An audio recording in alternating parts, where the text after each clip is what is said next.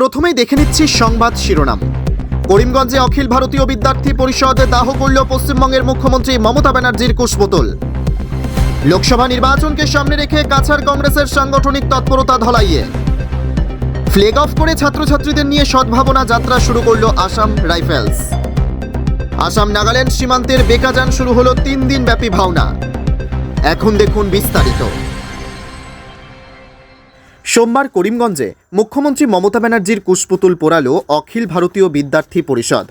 সন্দেশখালীর ঘটনার প্রতিবাদ জানাতে গিয়ে পরিষদের সর্বভারতীয় সাধারণ সম্পাদক যাজ্ঞ ব্লক শুক্ল সহ অন্যান্যদেরকে গ্রেপ্তার করে বঙ্গ পুলিশ।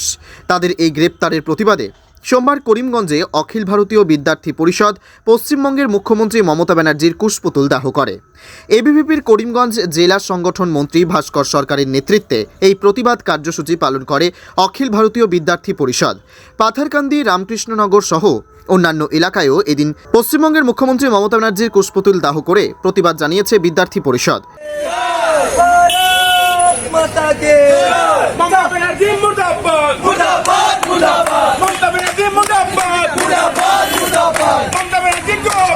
লোকসভা নির্বাচনকে সামনে রেখে সক্রিয় হয়ে উঠেছে কাছাড় কংগ্রেস।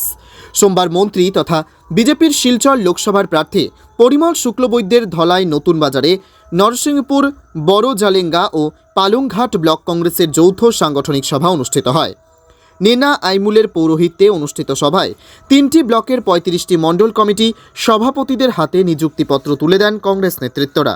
উপস্থিত ছিলেন আসাম প্রদেশ কংগ্রেস কমিটির উপসভাপতি অরুণ দত্ত মজুমদার, জেলা কংগ্রেস সভাপতি অভিজিৎ পাল, জেলা কংগ্রেস সাধারণ সম্পাদক হিরু দাস সহ অন্যান্যরা। তারা প্রত্যেকেই বর্তমান কেন্দ্র ও রাজ্য সরকারের জনবিরোধী নীতির তীব্র সমালোচনা করে বক্তব্য রাখেন এবং দলীয় কর্মীদের মাঠে নামার নির্দেশ দেন। ওনার মন্ত্রীকে উনি কোনো ধরনের আদেশ দেননি, সেই মন্ত্রী এখানে নিশ্চুপ ছিলেন। যার বর্ডার নিয়ে সমস্যা, যে অঞ্চলের বর্ডার নিয়ে সমস্যা, সেই অঞ্চল থেকে একজন মন্ত্রী থাকার পরও আমরা মন্ত্রীকে দেখিনি এই ব্যাপারে কোনো মুখ খুলতে, এবং আসাম সরকার এই মন্ত্রীকে কোনো কাজে লাগায়নি। সেই ব্যর্থ মন্ত্রীকে ওনারা এবার লোকসভার প্রার্থী করেছেন।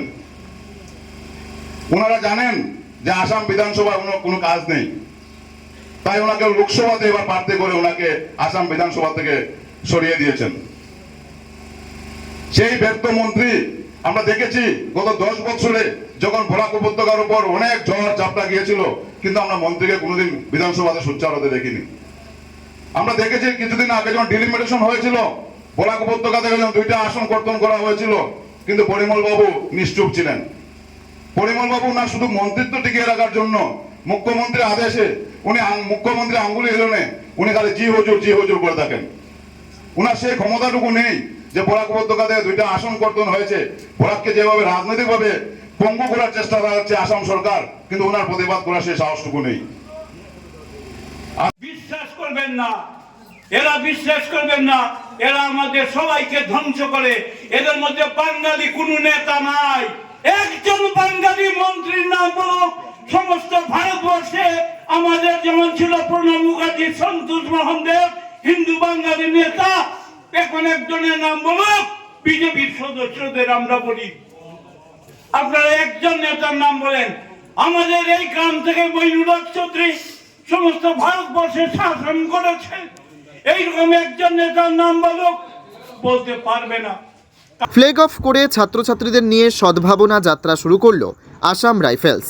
অপারেশন সম্ভাবনা প্রকল্পের আসাম রাইফেলস আসামের কাছাড় এবং মণিপুরের তামেংলং ও ননি জেলার প্রত্যন্ত স্কুলের ছাত্রছাত্রীদের জন্য জাতীয় সংহতি সফরের আয়োজন করছে।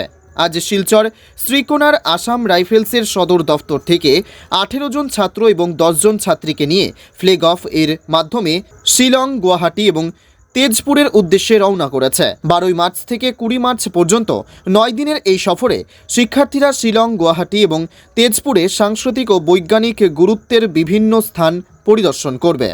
প্রত্যন্ত অঞ্চলে শিশুদের দিগন্ত বিস্তৃত করার লক্ষ্যে এবং আমাদের মহান জাতির বিভিন্ন সংস্কৃতি এবং বৈজ্ঞানিক উন্নয়ন সম্পর্কে জ্ঞান অর্জনে সহায়তার লক্ষ্যে করা হয়েছে। এই সফর দেশপ্রেমকে উৎসাহিত এবং শিক্ষার্থীদের মধ্যে জাতীয় গর্ব জাগিয়ে তোলার প্রয়াস।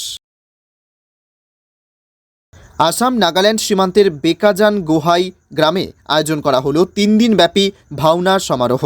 অনুষ্ঠানে সারা দেশের প্রায় 1000 জন শিশু শিল্পী এই সমারোহে অংশগ্রহণ করেন। সমারোহে অনুষ্ঠানের আনুষ্ঠানিক পতাকা উত্তোলন করেন শান্তিরাম ও শিক্ষক সুশীল ভরালি। প্রথম বার্ষিক ভাওনা সমারোহের উদ্বোধন করেন সমাজকর্মী সঞ্জীব হাজারিকা। অনুষ্ঠানটি সঞ্চালনা করেন শিল্পী ও শিক্ষক দেবজিৎ দাস। প্রধান অতিথি হিসেবে উপস্থিত ছিলেন সাংবাদিক বারহোলা প্রেস ক্লাবের সভাপতি মন্টুস কানোয়ার।